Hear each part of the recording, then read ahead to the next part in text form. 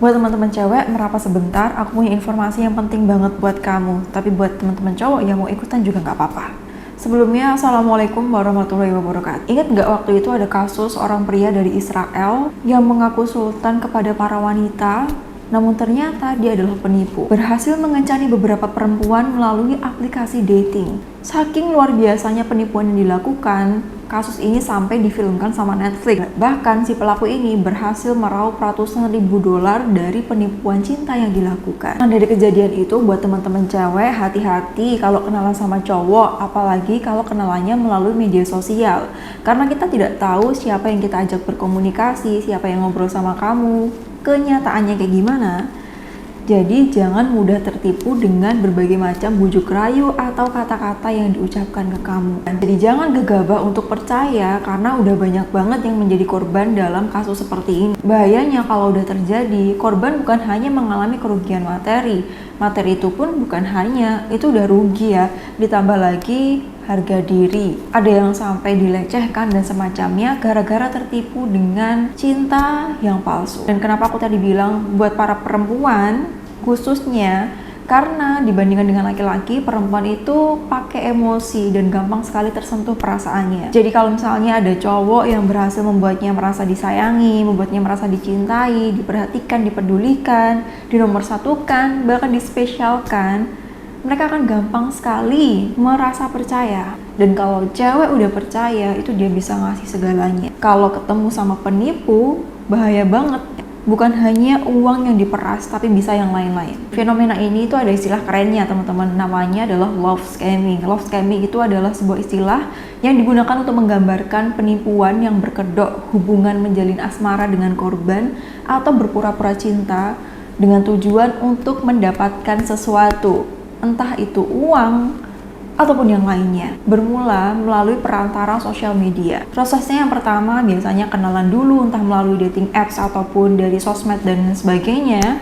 Habis kenalan itu, pelaku akan mulai menggunakan cerita-cerita berlebihan yang dia punya atau bisa disebut drama untuk membuat atau menyentuh emosi korban. Nah, di sini pelaku akan melihat respon dari korban. Karena pelaku ini mungkin udah sering banget ya melakukan penipuan di beberapa orang, dia jadi tahu teman-teman, orang yang kesepian itu kayak gimana, orang yang suka perhatian itu seperti apa. Nah, kalau dia udah ketemu targetnya, wah ini orang kayaknya kesepian nih, celah bagiku untuk menipu dia.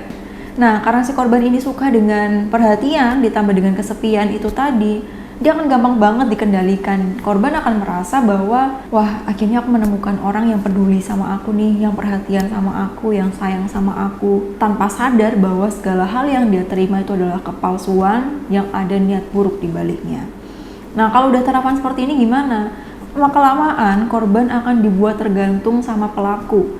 Misalnya, kalau nggak dikabarin sehari aja, korbannya jadi galau luar biasa. Nah, kalau udah kayak gitu, korban sudah menunjukkan kelemahannya. Kamu di mana sih? Kok nggak ngasih korban? Kok nggak ngasih kabar?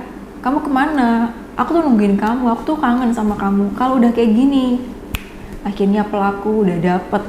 Maka dari itu, buat teman-teman yang punya kenalan lewat sosmed dengan sejenis ini ya, kamu jangan pernah menunjukkan identitas lengkap kamu kepadanya.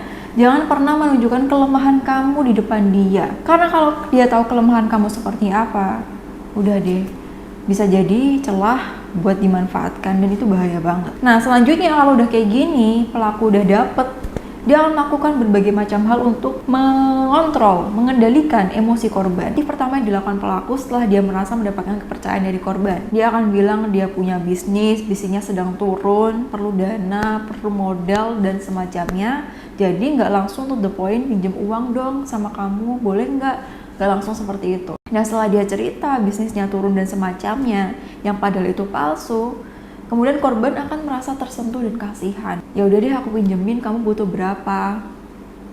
Nanti kembaliin ya. Pelaku kan bilang iya. Ya nanti aku pasti kembaliin kok. Kamu percaya kan sama aku? Oh nggak akan kok bohongin kamu. Dia akan bilang seperti itu karena korban sudah dimanipulasi di awal-awal, dibikin tergantung dulu dan semacamnya. Korban akan percaya-percaya aja. Hingga yang terjadi selanjutnya, pas waktunya uang itu ditagih, pelakunya kabur entah kemana. Itu bukan skenario terburuk. Skenario terburuknya adalah ada yang sampai korbannya dibunuh. Itu motif yang pertama. Motif yang kedua, si pelaku karena merasa sudah dapat kepercayaan sama korban, dia akan mulai meminta korban untuk mengirimkan foto-foto atau video-video yang tidak seharusnya dikirim. Kamu pasti tahu maksudku kayak gimana. Disuruh ngirimin foto bagian tubuh tertentu.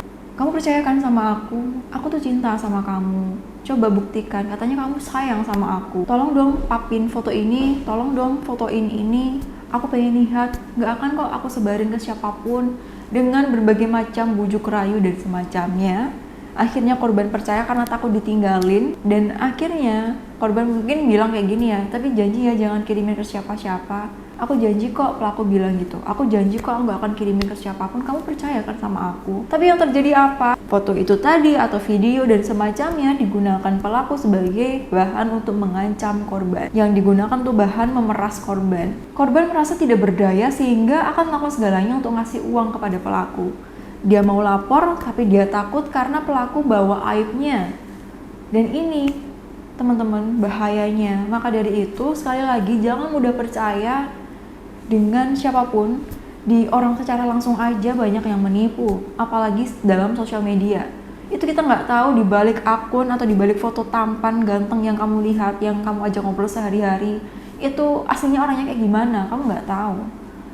Dia bisa ngaku orangnya begini begitu dan semacamnya. Dia bisa aja ngaku kerja di sini, di sana dan semacamnya. Tapi apakah kamu yakin 100% apa yang diucapkan dia itu valid atau benar? Kita sadar bahwa kebutuhan dicintai, diperhatikan itu memang kita butuhkan. Tapi kita tetap harus memperhatikan dan berpikir pakai logika. Ini orang bener nggak sih? Dicek dulu kayak gimana. Kalau dia sampai minta ini itu dengan cerita lebay yang dia bikin, jangan langsung percaya. Kalau sampai kamu diajak ketemuan, jangan pernah sendirian. Jangan pernah sendirian. Ajak orang tua kamu, ayah, itu lebih bagus lagi. Atau mungkin dia suruh datang ke rumah kamu dengan posisi kamu tidak di rumah sendiri ya, dengan posisi di situ ada keluarga kamu, sehingga itu lebih aman. Karena berapa banyak kejadian yang terjadi ketika diajak ketemuan tapi malah akhirnya terjadilah pembunuhan, terjadi pemerkosaan. Yang rugi siapa di sini? Kebanyakan dari sisi perempuan. Oke teman-teman, semoga informasi ini bermanfaat. Jadi kedepannya kita jadi lebih menjaga diri kita dan selalu berdoa kepada Allah Subhanahu Wa Taala agar selalu mendapatkan pelindungan. Satu lagi yang pengen aku sampaikan buat kamu yang merasa dulunya tidak mendapatkan cinta yang cukup, tidak mendapatkan perhatian, kasih sayang, atau tidak merasa dipedulikan sehingga kamu saat ini merasa tidak dicintai dan itu membuat kamu jadi mudah untuk mempercayai orang, mudah baper ketika diperlakukan dengan hal sekecil apapun itu karena jarang dapat itu ya teman-teman.